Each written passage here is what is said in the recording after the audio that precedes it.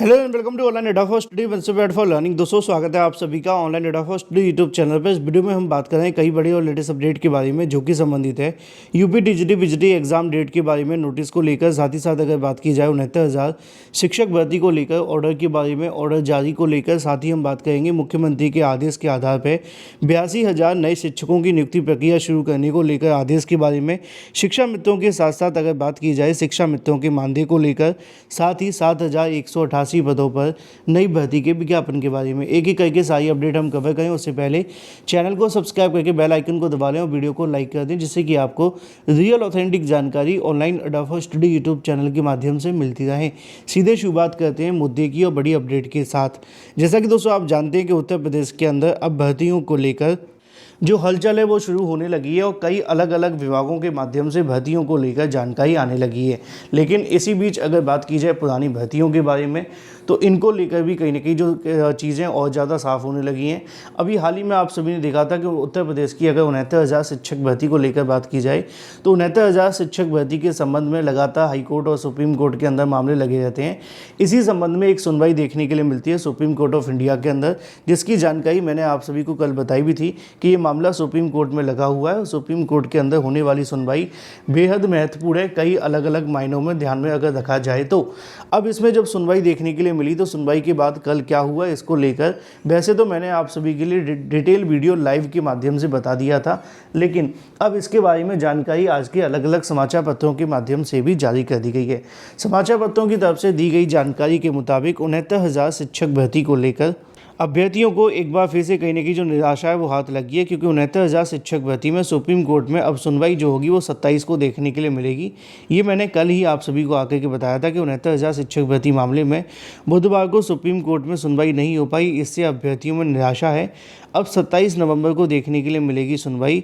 इस मामले पर इलाहाबाद हाईकोर्ट की डबल बेंच ने 13 अगस्त को पुरानी सभी सूचियों को निरस्त करते हुए आरक्षण नियमों के अनुसार नई सूची बनाने के निर्देश दिए हैं। इसके बाद चयनित अभ्यर्थी इस मामले पर सुप्रीम कोर्ट चले गए, जहां मुख्य न्यायाधीश अध्यक्षता वाली पीठ ने हाईकोर्ट की डबल बेंच के आदेश पर 9 सितंबर को सुनवाई के बाद रोक लगा दी थी। आरक्षित वर्ग के अभ्यर्थी का नेतृत्व करने वाले अभ्यर्थियों का कहना है कि 23 सितंबर के बाद लगातार डेट पर डेट मिल रही है। अभ्यर्थियों ने इस बात को लेकर काफ़ी ज़्यादा निराशा देखने के लिए मिली है। अभ्यर्थियों का कहना है कि यहाँ पर 27 नवंबर को होने वाली सुनवाई में अभ्यर्थियों को एक बार फिर से न्याय की उम्मीद है। मिलेगा कि नहीं मिलेगा ये अभी तय नहीं।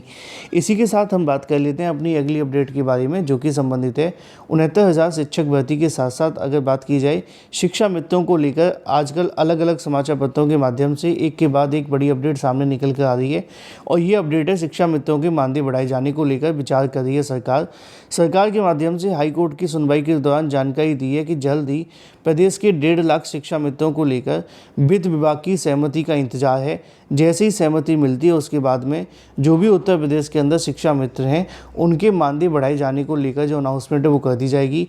ज्ञात हो कि 69,000 शिक्षक भर्ती से पहले जो शिक्षा मित्र उत्तर प्रदेश के अंदर थे उनको सहायक अध्यापक के रूप में माना जाता था, लेकिन सुप्रीम कोर्ट ऑफ इंडिया ने उनका समायोजन रद्द कर दिया और उसके बाद इनको कहीं ना कहीं फिर से शिक्षा मित्र बना दिया। उस समय मानदेय 3,000 से बढ़ाकर 10,000 किया तो गया था, लेकिन अब कितना बढ़ाया जाएगा ये देखना होगा कि अगर 1,000-2,000 बढ़ा तो शायद कोई ज़्यादा फर्क भी नहीं पड़ेगा। क्योंकि अगर आप ये ना सोचें कि वो शिक्षा मित्र हैं, ये सोचें कि आज के समय में क्या 10-12 हज़ार कुछ है, तो निश्चित तौर पे कुछ भी नहीं। और रही बात इस उम्र में जिस उम्र के पड़ाव में शिक्षा मित्र हैं वहाँ पे इतना कुछ कामयाब हो भी नहीं सकते 10-12 हज़ार में, है ना। तो ये बात सच है कि बीएड बीटीसी करने वाले लाखों बेरोजगार घूम रहे हैं, उनके पास तो कुछ भी नहीं है। लेकिन अगर दोनों मायने देखे जाएँ तो हर पहलू को समझने की कोशिश की जाए तो फंसे तो सभी हुए हैं, है ना। इसी तरीके से अगर बात कर लीजिए अपनी अगली अपडेट के बारे में, जो कि संबंधित है रोडवेज में 7,188 पदों पर चालकों की जो भर्ती है वो संविदा पर देखने के लिए मिलेगी। और ये भर्ती जो होने जा रही है वो आपको देखने के लिए मिलती है उत्तर प्रदेश के अंदर। परिवहन मंत्री दयाशंकर सिंह ने बताया कि विभाग ने 7,188 चालकों की संविदा भर्ती की जाएगी। इसके लिए विभिन्न निगम और रोजगार मेले का आयोजन होगा। यह रोजगार मेला 28 नवंबर से लेकर 10 सितंबर तक चलेगा। उन्होंने बताया कि 28 नवंबर को नोएडा, आगरा, मुरादाबाद, लखनऊ और गोरखपुर में रोजगार का जो मेला है वो लगाया जाएगा। ये जो भर्ती होने जा रही है वो आपकी संविदा भर्ती के माध्यम से भरी जाएगी। तो फिलहाल के लिए बड़ी और ब्रेकिंग न्यूज़ ये है कि उत्तर प्रदेश के अंदर 7,188 पदों भर्ती तो होगी, लेकिन ये भर्ती संविदा भर्ती के नाम से ही जानी जाएगी और संविदा के आधार पर ही की जाएगी। इसी के साथ बात कर लेते हैं अपनी अगली अपडेट के बारे में, जो कि संबंधित है उत्तर प्रदेश के अंदर कुछ बड़ी और बेहतरीन अपडेट के बारे में, जिसमें सबसे बड़ी अपडेट है आप सभी के लिए टीजीटी और पीजीटी को लेकर। टीजीटी पीजीटी एग्ज़ाम को लेकर एक के बाद एक नई सूचना जारी की जा रही है। शिक्षा सेवा चयन आयोग के माध्यम से इस भर्ती को लेकर जो जानकारी है वो लगातार जारी की जा रही है। तो वहीं अभ्यर्थियों के अंदर भ्रम की स्थिति भी साथ बनी रहती है परीक्षा को लेकर। हालांकि मैंने आप सभी को पहले ही बताया कि अगर आप तैयारी कर रहे हैं तो आपका नुकसान नहीं होगा और आपका कोई बाल भी बांका नहीं कर सकता है, और इंतज़ार कर रहे हैं तो फिर आपको कोई बचा भी नहीं सकता है, क्योंकि टीजीटी पीजीटी को लेकर शिक्षा सेवा चयन आयोग की जो मंशा है वो ऑलमोस्ट यहाँ पे स्पष्ट है कि आप सभी की परीक्षा को एज सून एज पॉसिबल करा लिया जाए, जिससे कि जो भी चीज़ें हैं उनको कहीं ना कहीं कंक्लूड किया जाए। इसी के संबंध में टीजीटी पीजीटी भर्ती को लेकर अभी कल की ही तारीख में एक नोटिस भी जारी हुआ था। कल और परसों मैंने आप सभी को बताया था। पहले नोटिस आपको देखने के लिए मिला था दूसरे शहर से, फिर बांदा से आप सभी के सामने एक बार फिर से नोटिस आता है। बांदा से जारी किए गए नोटिफिकेशन के मुताबिक आप सभी के लिए जानकारी दी जाती है कि जो आप सभी के शिक्षा सेवा चयन आयोग के माध्यम से टीजीटी पीजीटी और असिस्टेंट प्रोफेसर की भर्ती देखने के लिए मिलेगी, इनकी परीक्षा तारीखों को लेकर जानकारी जारी कर दी गई है, जिसके मुताबिक आप सभी का जो एग्ज़ाम है वो यहाँ पर दिसंबर के तृतीय सप्ताह से लेकर जनवरी के द्वितीय सप्ताह के बीच में होने जा रहा है।